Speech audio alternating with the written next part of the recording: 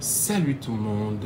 Aujourd'hui, on va parler d'un phénomène fascinant qui peut littéralement transformer votre cerveau et influencer votre réussite. On va parler du livre Winner Effect, concept développé par Ian Robertson. Explique comment le succès modifie notre cerveau et notre comportement.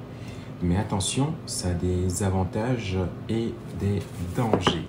Alors dans cette vidéo, on va voir ensemble comment il se manifeste et comment utiliser ces avantages à notre escient et comment éviter les inconvénients en fait et les pièges. Alors suivez attentivement pour plus de détails. Alors bienvenue sur la chaîne. Donc c'est quoi le Winner Effect? Le Winner Effect, c'est un phénomène scientifique qui montre que chaque victoire renforce notre confiance et nous rend plus performants pour les prochaines. En d'autres termes, on gagne et plus on gagne, ça nous conditionne à gagner encore plus. Donc, pour vous donner un exemple du livre, Ian Robertson prend un exemple sur certaines espèces, on va dire les poissons par exemple. Quand un poisson remporte une victoire, il devient plus confiant et ça le donne de la force et ça l'amène à remporter plus de combats. Chez les humains, c'est pareil, que ce soit en politique, en sport ou en affaires, les victoires façonnent notre état d'esprit et notre comportement. Donc, on peut prendre l'exemple sur Nicolas Sarkozy. Robertson explique que comme ces victoires successives en politique ont changé son langage corporel et son attitude, le rendent de plus en plus affirmé, jusqu'à parfois fleurer une certaine arrogance. Donc, comment l'effet gagnant se manifeste à ses avantages? Donc, quand on gagne, notre cerveau libère de la dopamine, une hormone de plaisir, de la motivation. Résultat, on a de moins en moins peur de l'échec et on prend de meilleures décisions. On a la capacité de prendre plus de risques, on prend des risques calculés. Donc, comme les entrepreneurs avec succès, par exemple, les sportifs utilisent cet effet pour construire un momentum. Donc, chaque victoire, même petite, renforce leur assurance et leur efficacité. Un entrepreneur qui réussit sa première startup aura plus d'assurance et d'audace pour en lancer une deuxième, et ainsi de suite. Donc, comment activer le Winner Effect et l'utiliser à son avantage? Même si vous n'avez jamais gagné de grandes victoires, vous pouvez déclencher le Winner Effect en appliquant ces stratégies. Donc, accumuler de petites victoires plutôt que de viser un énorme succès. Commence par de petits objectifs atteignables. Donc, chaque succès renforce votre confiance et prépare le terrain pour de plus grandes réussites. Alors, c'est surtout le fait de changer l'état d'esprit. Donc, au lieu de vous focaliser sur vos échecs passés, concentrez-vous plutôt sur vos réussites, même petites, aussi minimes soient-elles. Utilisez par exemple la visualisation. Les sportifs de haut niveau utilisent cette technique, par exemple, donc pour se préparer mentalement pour la victoire. Aussi, s'entourer de personnes influentes, donc un environnement positif avec des gens qui vous soutiennent, booste votre confiance et renforce l'effet gagnant. Les inconvénients, les pièges du Winner Effect, en fait. Mais attention, il y a un côté sombre à cela. Donc, voici les principaux risques à éviter.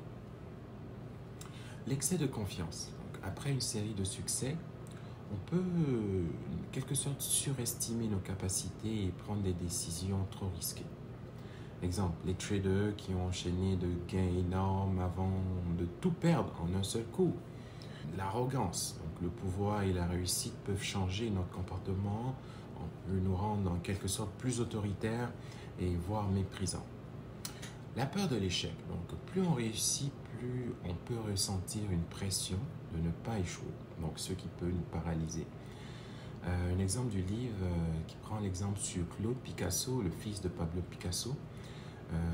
Pablo était un homme célèbre avec son art, mais malheureusement Claude Picasso n'arrivait pas à la cheville de son père.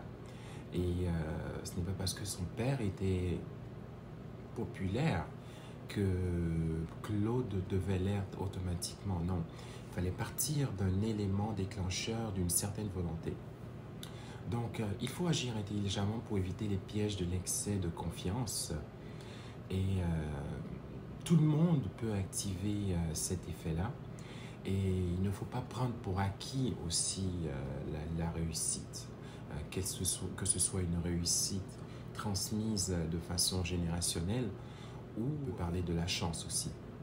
Donc, il faut faire très attention de l'utiliser à bon escient et c'est quelque chose qui fonctionne. Donc, si vous essayez, si vous prenez exemple dans votre vie par exemple, il y a sûrement des examens que vous avez réussi et qui a augmenté votre confiance. Donc, si vous êtes étudiant, vous êtes à l'université ou au collège, vous passez un examen, vous le réussissez, vous savez que vous avez réalisé quelque chose et que ça vous a donné une certaine confiance. Vous savez que vous avez eu, exemple, 85%, 90% et vous comprenez le cours.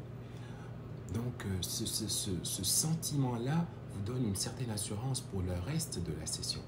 Tandis que si vous avez commencé et que vous avez 30%, vous avez un peu plus de doutes et vous êtes en quelque sorte anxieux.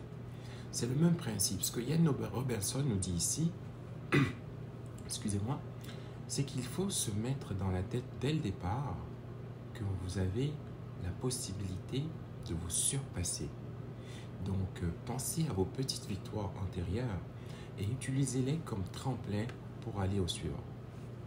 Alors, c'était un résumé fidèle de ma lecture.